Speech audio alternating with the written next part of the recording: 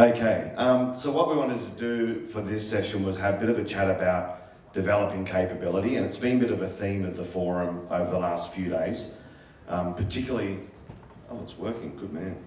Particularly following on from Lester's presentation, and also with Pete's introduction of the new generation training system, particularly as we break it down into modules or into task skills. And something that Lester, I think, hit on yesterday that I think drove a lot of it home for me was that people gain competencies, and it can be quite some time before they use those competencies. So therefore we've got to go back and refresh those skills, particularly in a high-risk environment. One of the benefits of the new generation system is that as we break things down into modules or into tasks, people are going to be able to complete those and have a skill set that they can put into place immediately. Whereas at the moment, if we go and do village firefighter, or we're doing advanced firefighter or crew leader, traditionally we have to wait until the end of that course to be assessed and then to be able to be, I guess, confident and competent at putting a lot of those things into place in the actual work environment. So I think the next generation system is certainly going to help us build capability, because people are going to have the opportunity to start using their skill sets straight away and experience other avenues of achieving things. What we wanted to do for this session is have a bit of a chat about how as trainers, as instructors, we can help develop and contribute to the development of capability. For a lot of us, we will be heavily involved in the delivery of training for initial skills acquisition, where it's based around the competency levels. And we have competency standards which give us benchmarks of performance. But do we have capability standards? What does capability look like? So, Kev, have you got the mic? Excellent. What I'd like is 3 people to stand up. Can I have 3 people stand up for me? Nils, you're going to stand up. And we've got one more there and one other at the back, someone at the back. Make the boys get up. I can't see because Bernie's got the spotlight. Can you grab the mic and give that to, sorry, what's your name? To Sharon. And Sharon, I'd like you to tell me, what is a capable firefighter? What do they look like?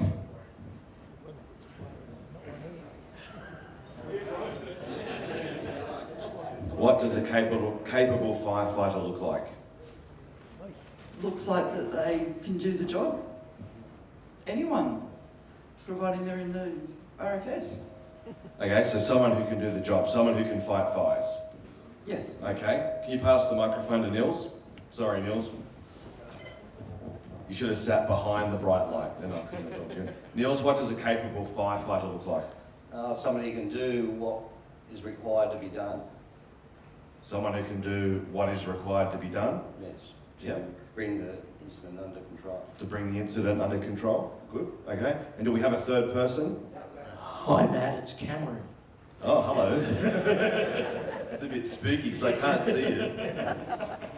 Cameron, what does a capable firefighter look like? Matt, I reckon a capable firefighter is someone who has the skills, knowledge and the right attitude to work towards achieving a goal, which is firefighting.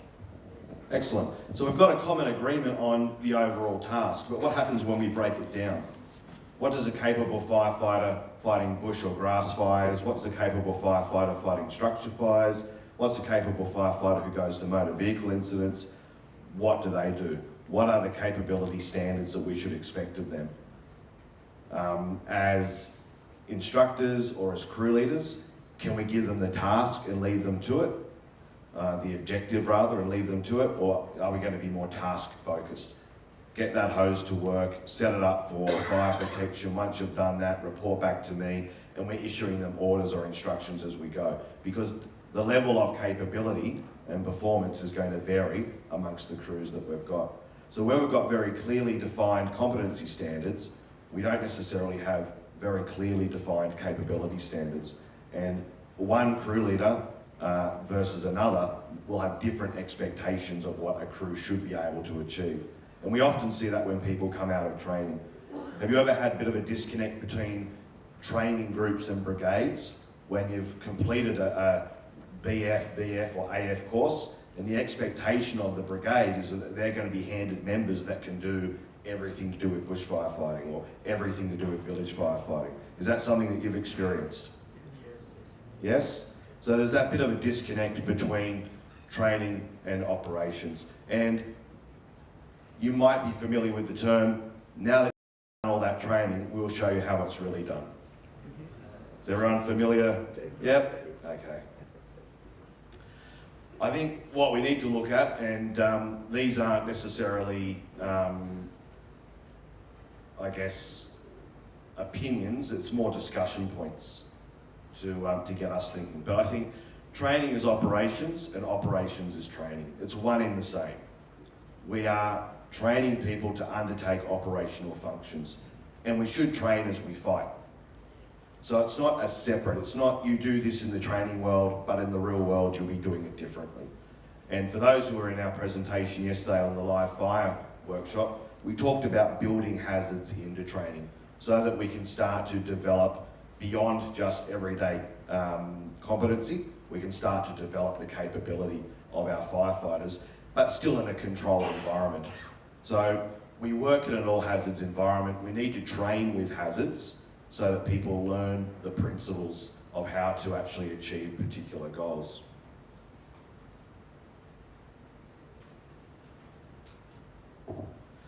As instructors, and I've kind of went into my presentation after Lester said something yesterday, and that was we're the custodians of quality.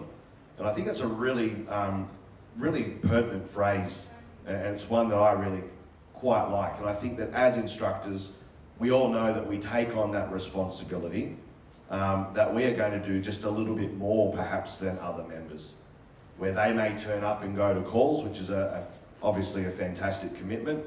We are going to invest in our learning, in our development, and we're going to take all of the lessons that we've learned over years of experience, and we're going to share those with new trainees so that when they do leave the training environment, they're as best prepared for whatever it is they're going to encounter. Our responsibilities as trainers are to set quality standards. So that means that we've got to be on top. We've got to be masters of the craft. It's no good just getting up to train something if we're only as good as the people that we're training. And it's not to say that we should have more information than the people we're training, but we should be able to transfer our skills so that when trainees ask about the application of a particular skill in a certain environment, that we're capable of showing them that. We need to establish safety systems in a high-risk environment. So I think we need to be more, a lot of the time, more principles focused. So rather than just taking people through and saying, wear your helmet because I'm telling you to, wear your gloves because I'm telling you to, wear your PPE, your jacket because I'm telling you to, this is why you should be doing it. We should be starting to teach people a little more of the grey so that when they're on their own, out in the field without us there, they're actually able to understand principles of safety and make the right decisions that are going to be for their betterment. Because when they turn around, we're not going to be there to answer the question for them. So it's kind of, away from the monkey see, monkey do. If I show you how to connect a branch and a hose and turn on a branch, then you can do that. That's great. But what are the principles behind it? We need to demonstrate excellence. So that means investing in our own professional development, not just from a knowledge, but from a practical viewpoint as well. So we can be that picture of competence and that picture of capability. So where we talk about we have benchmarks of competency and they're across the board, everyone can see those. That's the minimum standard that we're aiming to achieve. As instructors, we should be the picture of capability. But it also has to be used with caution. We don't want to fall into that trap, I think, of where we see an opportunity to try and train people in more than what the objectives of the course are, because we end up with cognitive overload. Let's show them this trick of the trade, but they haven't yet mastered the basics. But further on down the track, when they come into competency maintenance areas, that's where we need to build on those original competencies. So instructors should be that picture of capability, and it should be collaborative. So the team should understand the objective and the team should be able to work together to demonstrate capability. And we should encourage a culture of learning. That means, again, as instructors, we're not, by no means do I think this is the case now, but you still maybe see it every now and then, and that is the instructor attitude of, I've got the information and I'll let you know a little bit as I think you need to know a little bit. But I'm always going to hold a bit more in perhaps because I'm the master of the craft and you're the apprentice. In our industry, we can't afford to have that attitude. We've got to share all of our knowledge with all of the trainees, but we also need to learn from them. We can't afford to think that the way we do things is the only way we do things. We need to be open. And again, it comes back to being more principles focused.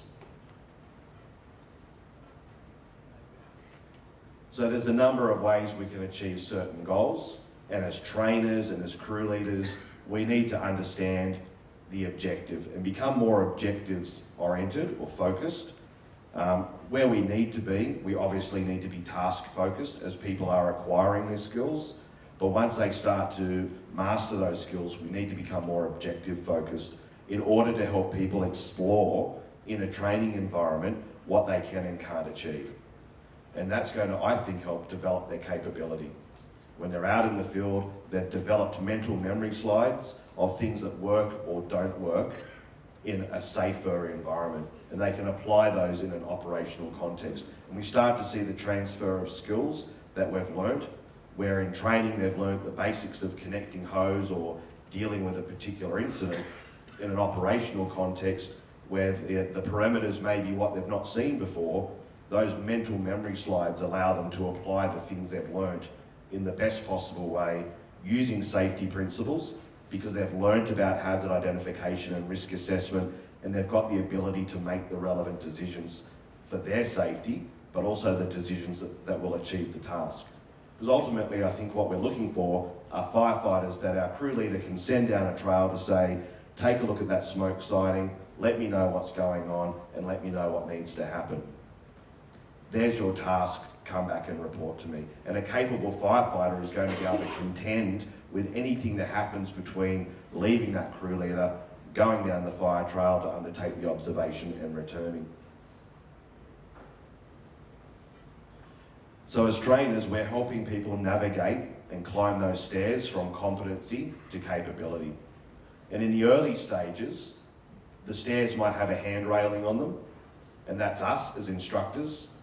And it's our job to guide them and stop them from falling over or to help them back up when they stumble and to identify with them some of those lessons learned. And this feeds on at a tactical level from the lessons learned that we just discussed earlier. There are instant lessons that can be learned at the tactical level for trainees to apply in that next evolution. And as they climb those stairs towards the capability level, there are less and less controls. There's fewer barriers to protect them, but they've still got the support of the team around them. And it gives them, again, that opportunity to try and potentially fail or to succeed, but to learn the lesson from that. But the key there, I think, is that we need to harness the after-action review after training. And we need to make sure that we dedicate time to the after-action review to get those tactical lessons so that people are drawing the knowledge from what they've just done and reapplying it in the next evolution. It's no good as trainers, I think, if we run the same evolution 5 times over, making the same mistakes, and then we'll address it at the end. Because all we've done is reinforce poor habits.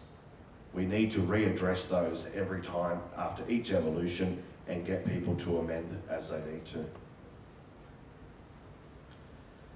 There's a model here which is all based on situational leadership. It's a model by Kenneth Blanchard. He's got a great series of books. So if you do want to read up, and a lot of it is relevant to trainers and instructors, assessors, because we are leaders, we are leading groups of people, and we are establishing the parameters for learning. And basically the quadrants take us through different levels of leadership style based on the people that we're leading, or in our case, the people that we're training. So if you look at quadrant 1 on the lower right, it's more a directing nature. So as trainers, who do you think we would be applying a more directive nature of training? More me telling you how things might work and what you need to do. What level in the RFS would we be directing that at? Yeah, newer members, high motivation factor, but low experience.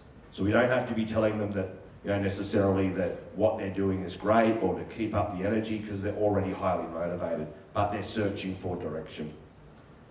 Then we move into the top right square, so S2, which is the coaching. Where in the RFS do you think, in a training sphere, would we be looking at using that model of training or leadership?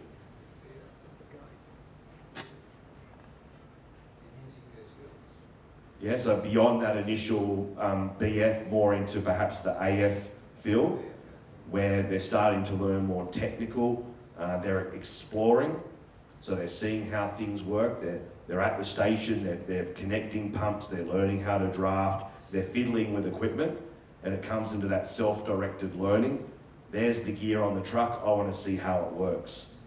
And when I was chatting to Lester earlier today, he made quite a good example of where if you left a bulldozer out in the paddock for a week with the keys in it, by the end of that week, the local kids in the neighbourhood would probably have taught themselves to drive it.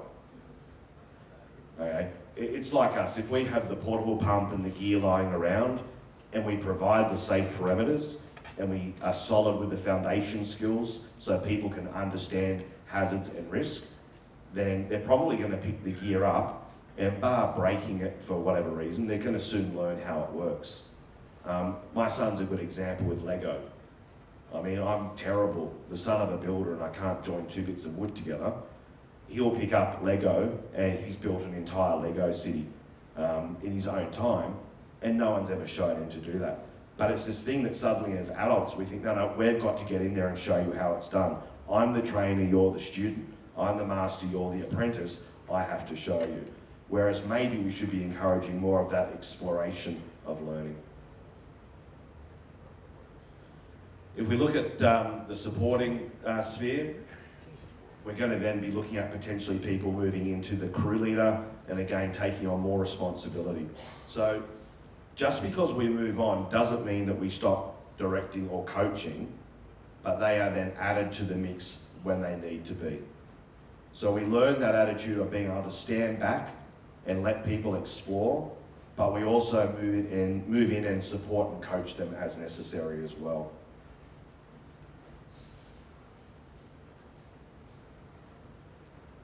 So again, as instructors, if we're really wanting our members to start developing their capability to get out and explore beyond what they learn in the textbooks and the manuals or the minimum levels of competency that we talk about, we need to create a learning environment and not just a training environment.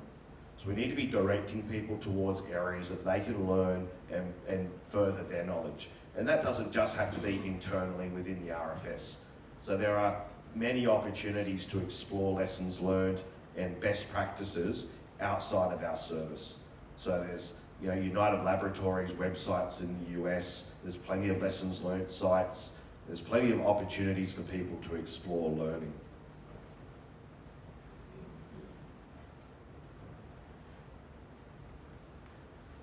Sometimes as trainers we can make the mistake of thinking that our way is the only way, and we don't necessarily encourage our trainees or praise them enough when they discover other ways to achieve the same goal.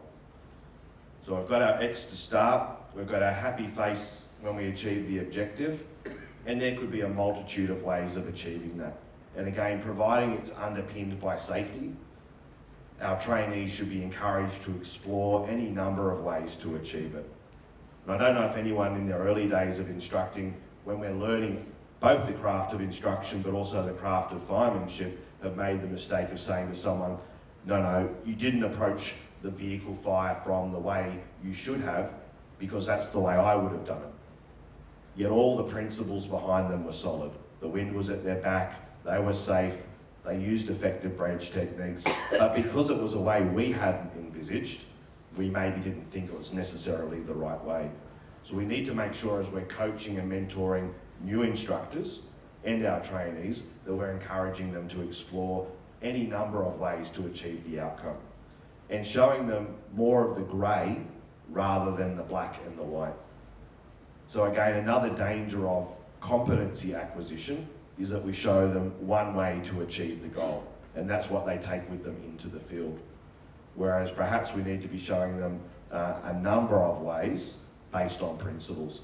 Go and deal with this car fire, remember the underlying principles, wind at your back, have a safe distance, control your branch, use the throw of the water, use the right settings, and as long as you do that, then you've achieved the goal. It doesn't have to be this particular path of travel, it doesn't have to be this particular branch, it doesn't have to be two of you on the branch. There's all these things that we can explore that are underpinned by safety. And that's going to then give people the options when they're out in the field to think, right, let me try this way of achieving this goal. And then they can reflect back on that, and if it works, great, they've now got another mental memory slide to apply. And all of this is leading them to the worst of days, where there's not going to be a crew leader behind them to help them make decisions. When we're relying on them to actually get out there. If you look at days like Black Saturday, ACT fires, where we need crews hitting the ground, we need crews who are capable, that can problem solve. They can't get through on the radio to Firecom. The crew leader is not necessarily where they are at that moment in time. They're faced with a situation they haven't been faced with before. So we've got to train for the potential of what can occur and not just the everyday jobs. So we need to, if we really want to develop capability, in our competency maintenance and development of capability, we need to start training for those. Not just going back over what we've done every other time and being satisfied that the constant process of achieving the minimum level is satisfactory.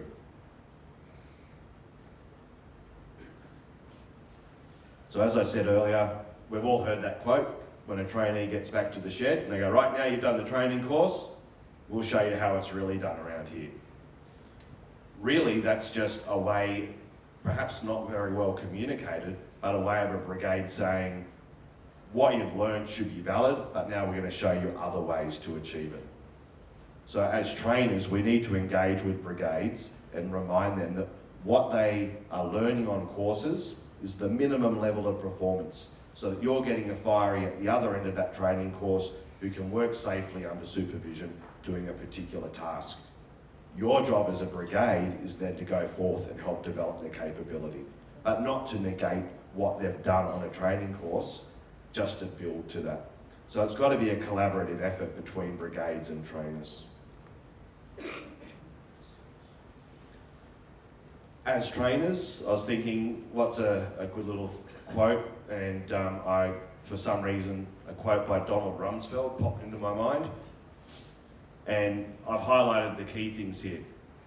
There are known unknowns and there are unknown unknowns. As instructors, we know there are things, and this is going to sound like Donald Rumsfeld did when he did his press conference, we know there are things that our trainees won't know. But if we tell them straight away, again, it goes back to that cognitive overload. So we've got to plan how that information is obtained by the trainee. If we dump it all on them, thinking that they've got to know everything straight away, often they end up knowing nothing because it just becomes too confusing. As trainers, we should also know within ourselves that we don't know everything. Because if we do, if we think we know everything, well, it's plain and simple, we're not going to be very successful because our thought process, our journey of learning is going to end there. We should be living in a world where we know that there are unknowns. It's a constant learning process. And as instructors, the collaboration process is really important. And the after-action reviews that we were talking about earlier at the tactical level shouldn't just be happening at a trainer to trainee level, but they should also be happening at the trainer to trainer level. And going through and using AARs as a function of training is really key to drawing out some of those lessons, to correct behaviours early on, but also to be more efficient and effective in the delivery of training. So we covered these obviously in the last presentation. What do we set out to do? The perspective of what we set out to do is often going to be different between the trainers and the trainees. So we need to be very careful in how we gather that information, which is why sometimes conducting these at 2 different levels is going to be most successful. So from the trainees' point of view, what did we set out to do? To put the car fire out. Yeah, that's the overall objective, but what are some of the subsets of that? So breaking it down into particular task functions can also be effective. What actually happened? Did we put the car fire out? Yes, we did. Excellent. So we achieved the objective, but now let's look at improvements. What worked well, and what do we want to do again? And again, what are the things that we need to improve? By investing even just 5 minutes after a simple evolution in covering off those points and gathering that information from trainees and then re-injecting that back into what you're doing there and then, we start to see that instantaneous improvement rather than waiting for the 4th or 5th or 6th evolution when bad habits are suddenly embedded and we've got to undo those processes. For instructor to instructor after action reviews, again, it's part of our learning culture that we really need to be focusing on. How can we do better? Did we communicate to the trainees the overall objectives? So again, bring it back to some of the stuff that we've covered in the live fire workshop, and you've got the resources, and if you don't, you can pick them up on your way out. How well did we communicate the objectives? How many times have you run a scenario and halfway through thought, this isn't what I wanted? They're not doing what I thought, because maybe we haven't communicated it clearly to the trainees. So going back and properly planning the particular scenario or the drill so that trainees actually understand the objective. But then also, where you can, standing back and saying, I've developed the start of the process and I've developed the objective. How they achieve the objective could take any one of 1,000 paths. And we've got to be okay with that as instructors. We've not got to fall into that trap of saying, that's not how I would do it, therefore it's wrong.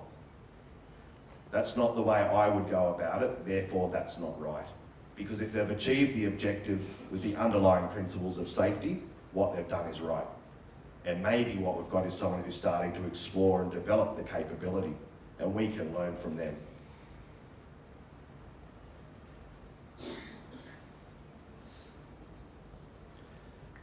As part of that process of developing capability and exploring things that we will do in order to improve our own capability as instructors, Grant was handing out earlier a little sheet of paper, which is called the Commitment to Action sheet.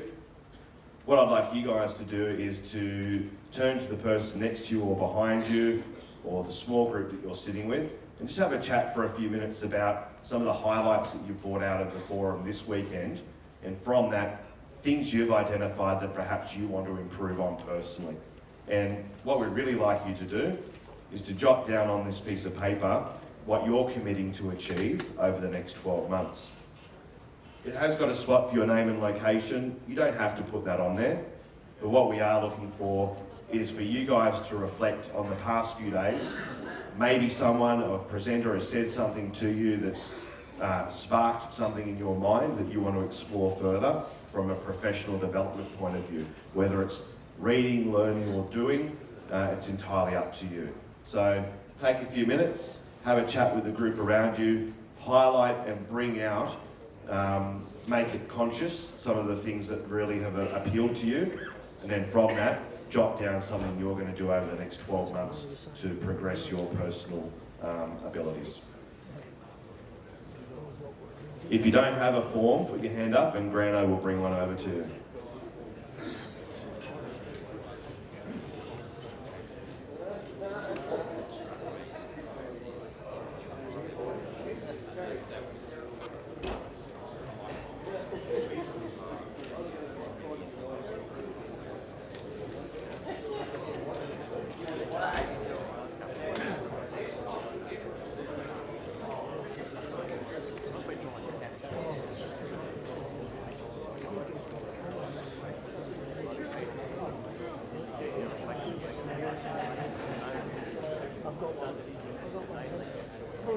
Yeah, but you need two.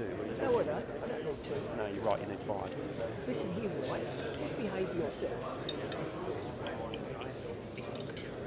I'm not going to call you out. I'm going to keep quiet. stored up in here.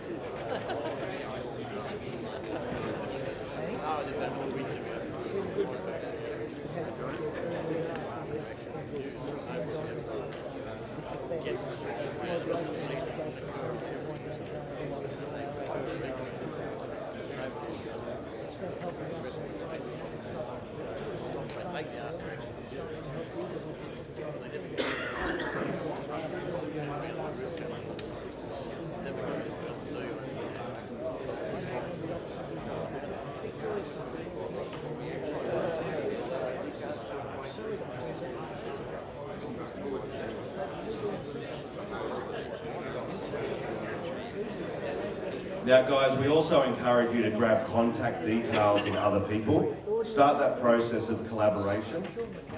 We're very comfortable in groups that we work in.